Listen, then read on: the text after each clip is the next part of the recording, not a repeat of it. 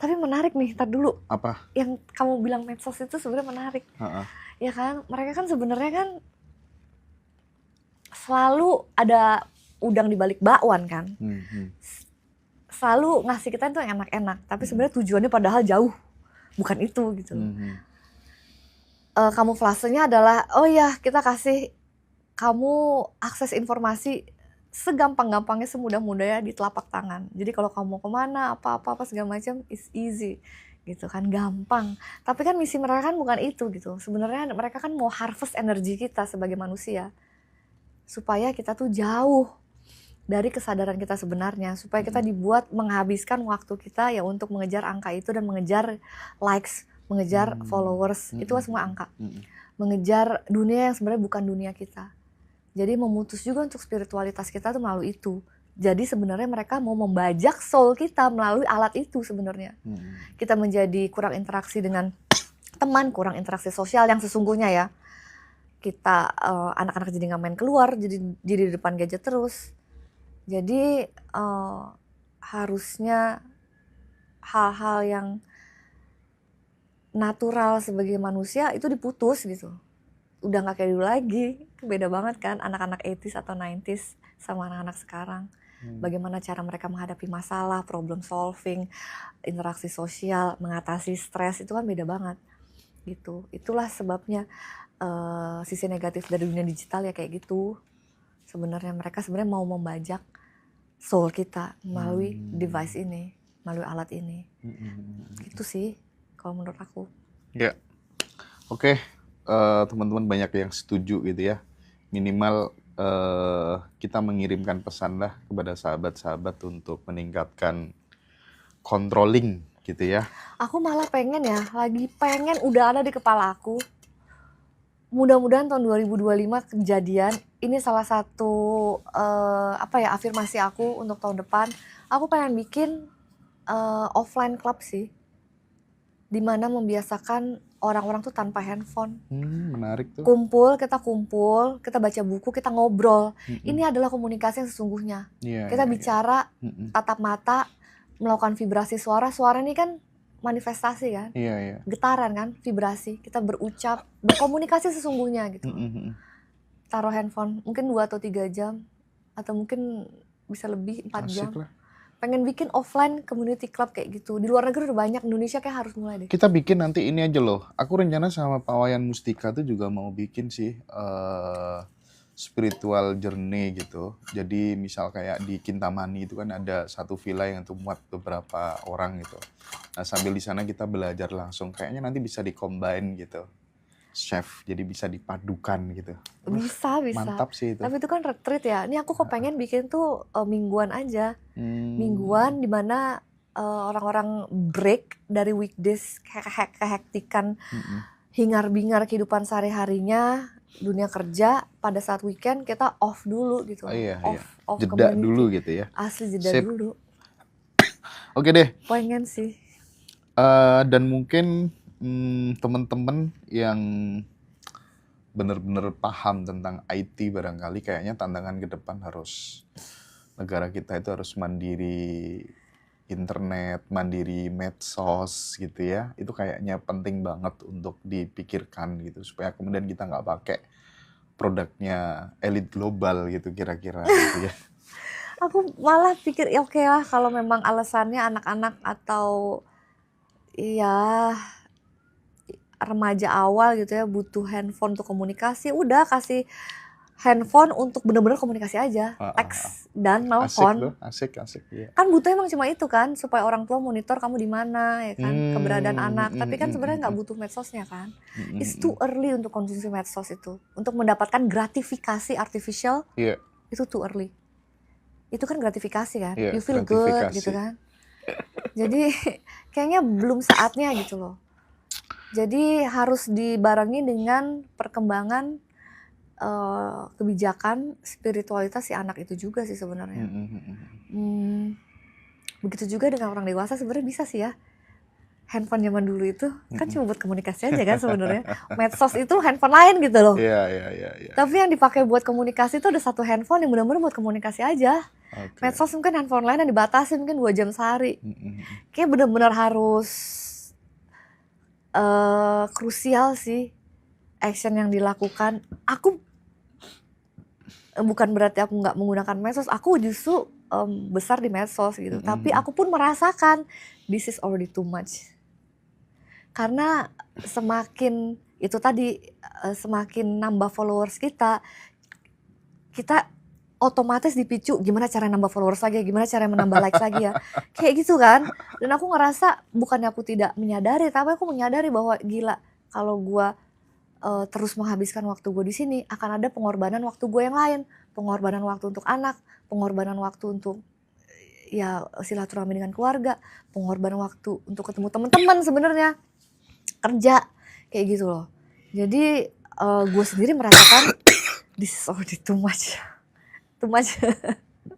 Tapi yang paling mengerikan sih, bener katanya Chef Citra, bahwa ketika kemudian kita bikin story, ketika kita bikin nyetatus gitu ya, Iya. kita langsung lihat siapa yang nonton, udah di-like berapa orang gitu. Jadi kita kayaknya ngejar eksistensi banget gitu loh. Padahal kalau kita ngomong soal dunia soul gitu ya, kita ini kan belajar untuk selesai dengan diri kita sendiri gitu kan ya. Tidak tumbang saat dipuji, tidak tidak terbang saat dipuji, tidak tumbang saat dicaci maki. Ya selesailah dengan diri kita sendiri, nggak peduli kita mau di like berapa, followers berapa. Tapi dengan adanya medsos itu justru malah ada kontradiktif gitu ya. Secara perkembangan jiwa batin kita itu justru malah kemudian ada iming-iming untuk wah gitu kan. Ego lagi kan? Ego lagi. Ujung-ujungnya ego lagi kan.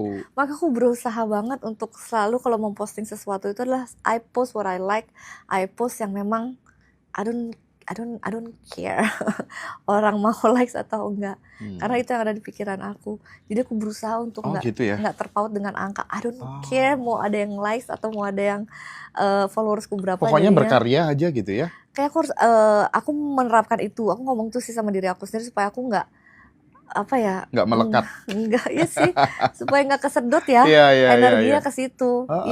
Just do whatever that I want to post, ya melakukan apa aja sesuai dengan yang aku mau gitu loh. Itu kan konten-konten atau kemudian postingan-postingan yang positif gitu. Terkadang kalau kemudian kita tuh rapuh jadi orang gitu, ketika kemudian ada masalah sedikit gitu, pelampiasan kita langsung ke sana. Iya kan, dengan membuat postingan-postingan seolah-olah sudah terluapkan semua emosinya, masalahnya dengan keluarga, gara-gara bikin story, status yang kemudian justru itu vibes-nya rendah banget gitu. Justru malah ya membuat kondisimu tuh makin looping gitu kan. Iya. Dan itu kan jadi habit sekarang, Chef. Di mana-mana teman-teman begitu. Masalah sedikit ngumpatnya di medsos, di story gitu. Jancok gitu kan kayak gitu misalnya, iya kan? Iya, soalnya kita ngasih makan energi itu sih ya, we're feeding that gitu.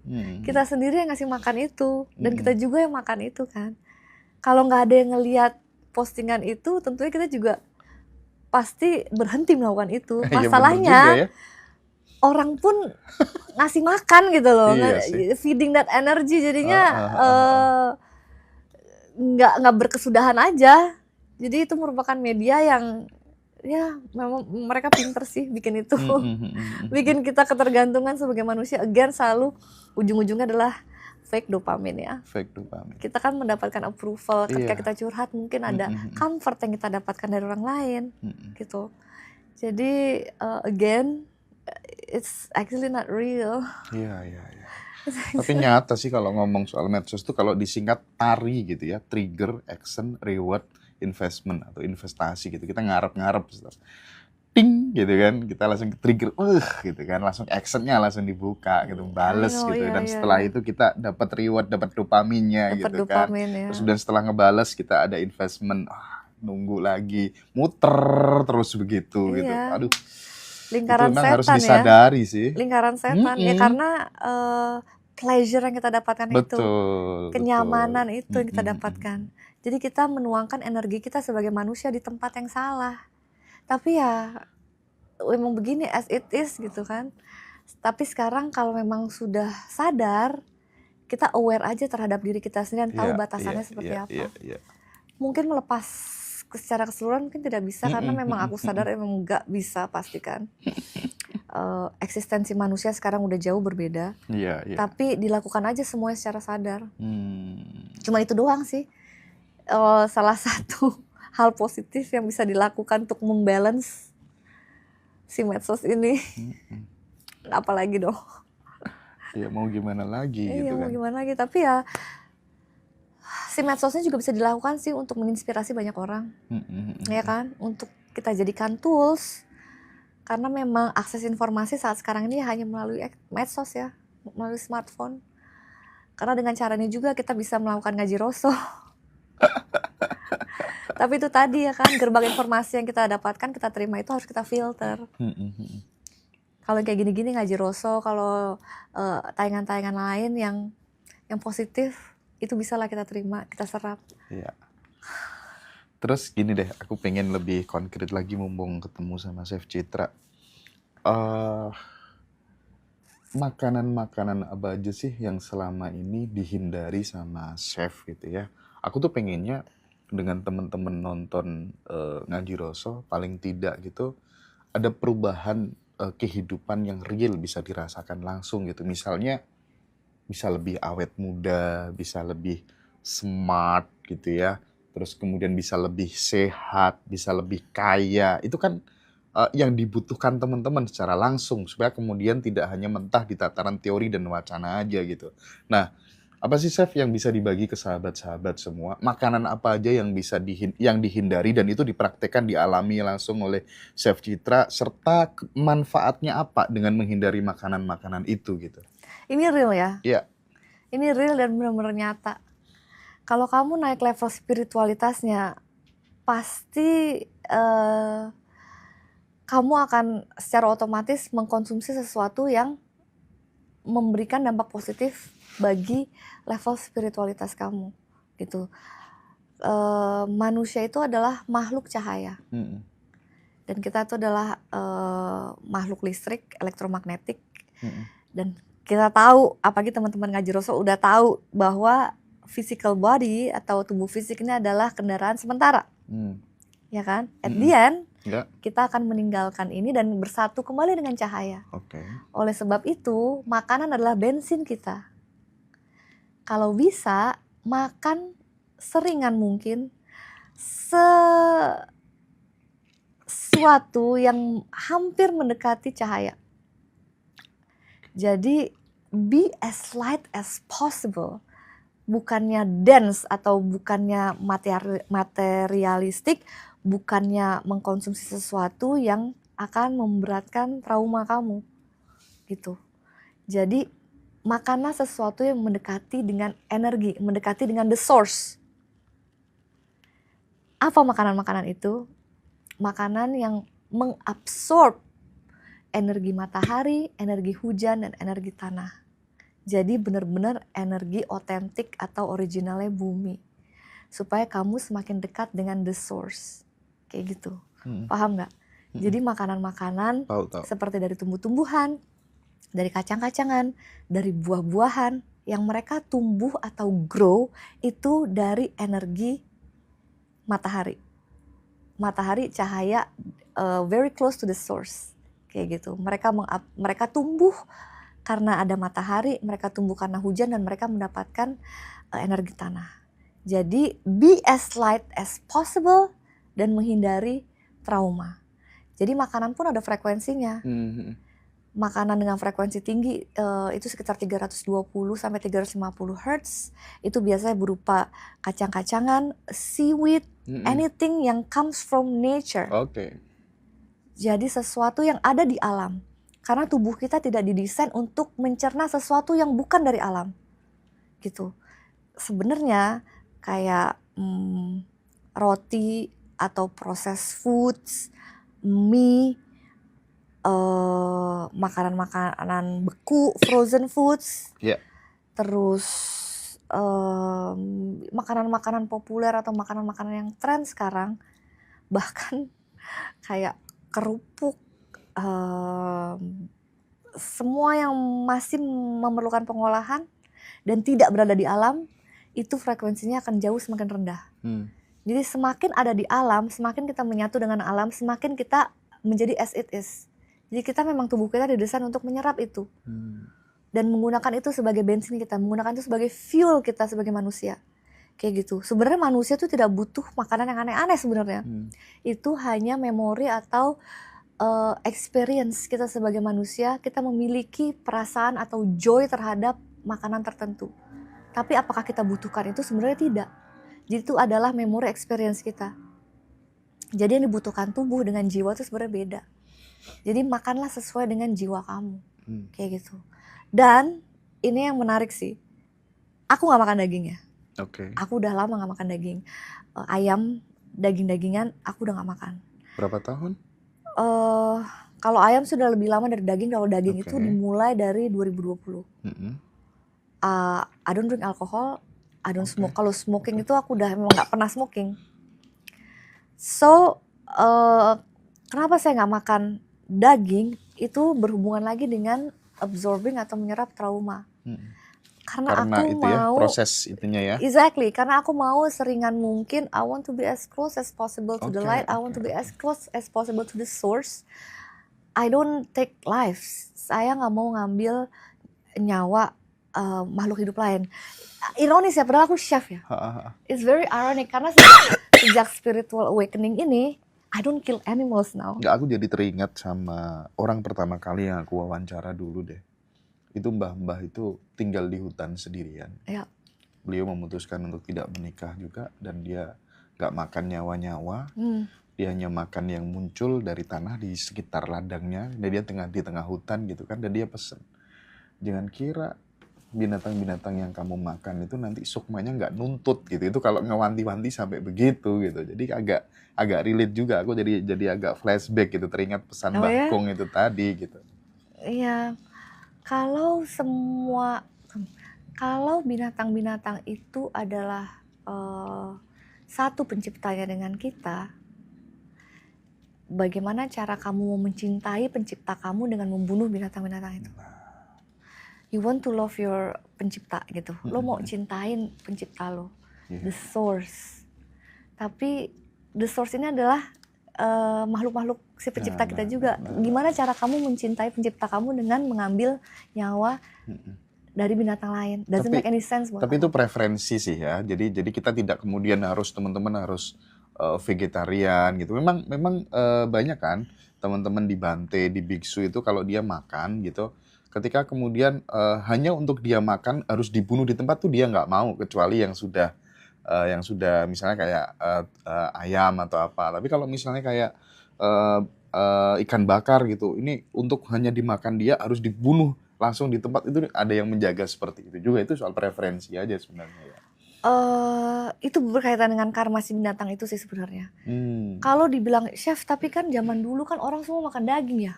Zaman leluhur dulu, maksudnya manusia itu memang seyogyanya atau sewajarnya memang kita itu berburu, kan? Kita itu membunuh binatang lain. Dalam piramida ekosistem kita memang membunuh binatang lain. Aku agak-agak oke dengan statement itu, dan aku mengerti kenapa itu terjadi. Why? Aku agak-agak setuju kalau memang binatang itu dibunuh di alamnya.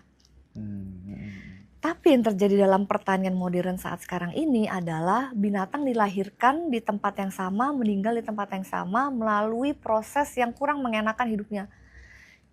Jadi binatang itu dikondisikan amat sangat stres. Level kortisolnya tinggi. Ya kan? Dia tidak kena matahari, dia tidak merasakan alam, dia tidak nyeker tanah, dia tidak merasakan hujan mungkin. Dia tidak bahagia sebagaimana mestinya menjadi seorang binatang. Artinya itu akan mempengaruhi kepribadian kita juga. Kita mengabsorb itu. Kita. Kita meresapi si hormon kortisol si binatang itu. You are what you eat. Lu makan binatang stres, ya lu stres gitu loh. unless kamu lagi berburu di hutan, Heeh. jebret panah binatang atau bunuh binatang, itu beda cerita. Karena binatangnya itu mengexperience dia itu sudah merasakan hidupnya sebagai binatang sebagaimana mestinya. Dia lari-lari, dia kena matahari, dia mungkin makan dari alam liar, makan rumput gitu loh. Dan ketika kita mengakhiri hidupnya, ya that's it. Sama seperti kita meninggal atau kita kontrak hidup kita di dunia sudah habis. Ya udah, tapi kan kita tidak dikondisikan, kita tidak dipenjarakan hidupnya, dibuat stres secara sengaja lalu meninggal. Jika kita memang meninggal, ya sudah, memang kontrak kita sudah habis gitu. Yang terjadi dengan binatang-binatang ini adalah kita yang menyiksanya. Binatang ini dibuat stres sedemikian rupa dan tidak menjadi binatang seharusnya gitu. Jadi yang kita makan itu bukan hikmatnya, bukan manfaatnya, tapi yang kita resap itu adalah si stres, trauma Intinya si dia hewan meninggal dengan tidak bahagia gitu ya, kira-kira ya. Dia hidupnya itu dia tidak bebas. Tidak bebas. Tidak menjadi sebagaimana mestinya. Tapi memang itu kan yang terjadi dalam modern farming. Makanya saya nggak makan binatang ya seperti itu. Karena saya tidak mengabsorb trauma dan stresnya itu. Jika kamu mau seringan mungkin sebagai manusia, harusnya kamu lepas dari jeratan karma itu. Karma itu, kita mengurung mereka, kita menyiksa mereka, kita membuat dengan sengaja stres mereka, karma gitu. Kalau mau lepas dari itu, ya kamu harus menghentikan itu. As simple as that logikanya.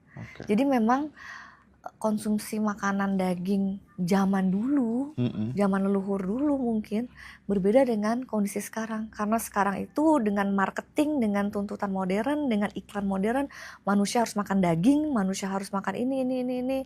Dibuat seenak mungkin, dibuat semahal mungkin agar manusia mengkonsumsi. Again, ini adalah lingkaran sistem lagi.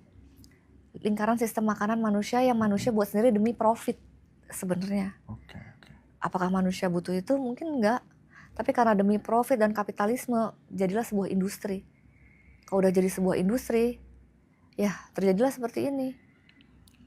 Sapi, babi, bebek, ayam merupakan jadi komoditi industri. Di mana ya kita harus mengorbankan well-being si binatang ini. Susu sapi hati-hati dong berarti ya? Hati-hati banget sih. Gitu ya? Kalau kamu tahu cara mendapatkan susu sapi itu kejam sih. Itu another level juga kejamannya tuh. Jadi si indukan sapi ini dibuat hamil secara sengaja, bukan hamil secara sengaja. Iya dong. Belum waktunya hamil harusnya gitu ya. Iya, karena kan tuntutan industri lagi, kapitalisme. Masa manusia mau nungguin dia bunting? Bunting dong, kawin dong gitu. Baru kita dapat susunya kan enggak. Iya. Ribuan sapi dibuat hamil secara bersamaan. Kalau satu-satu nunggu hamil, gimana bisa bayar operasional? Bener bayar pabrik, bayar karyawan? Enggak dong, nggak bisa. Ya kan, industri susu, bahwa bayi harus minum susu, itu kan kapitalisme lagi. Bahwa sebenarnya bayi kan nggak perlu minum susu sapi ya, kan nggak perlu gitu loh. Udah ada ASI sebenarnya. Yang benar-benar itu adalah nutrisi organik dari seorang ibu. Baik secara gizi dan secara bonding itu memang udah seharusnya seperti itu gitu.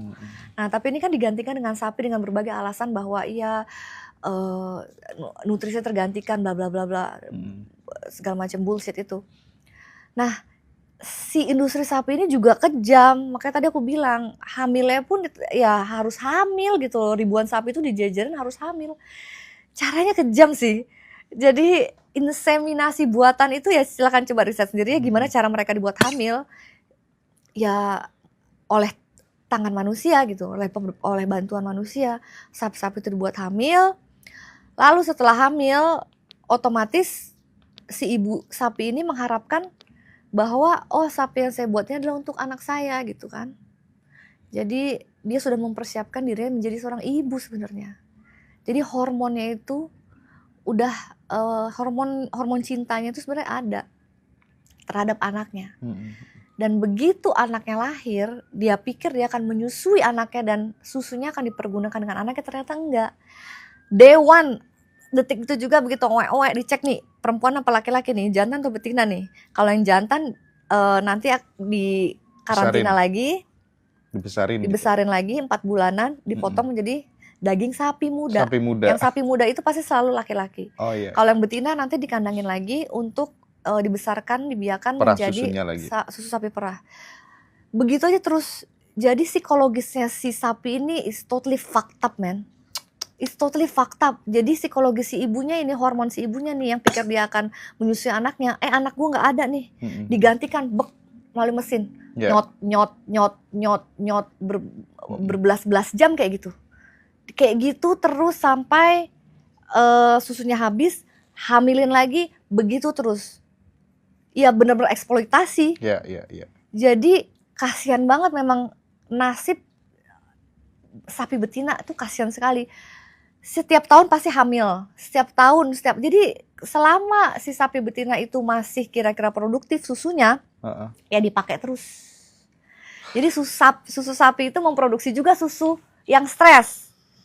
Kamu kasih ke anakmu, stres gitu. Makanya banyak generasi-generasi yang ngaco sekarang.